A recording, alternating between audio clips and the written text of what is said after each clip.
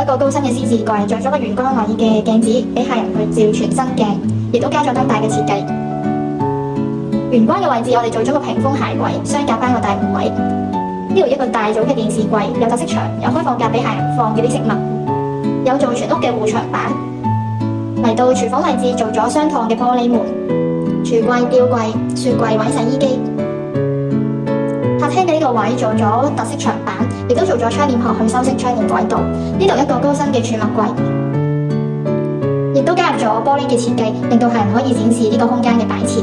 亦都有巨量嘅儲物位俾客人去收藏。嚟到廁所嘅位置，做咗個高身嘅玻璃吊櫃、地櫃，裏邊係玉屏嘅空間。呢間房我哋主要做咗油漆同鋪地板嘅裝修項目，客人稍後自己再去裝飾呢間房間。客房2都係，小樣都係鋪地板、油漆、產地批灰。嚟到主人房位置，做咗全額嘅高身衣櫃。巨量嘅衣物儲納，呢度做咗個床頭櫃同埋一個油壓床，床尾做咗個床面頂櫃。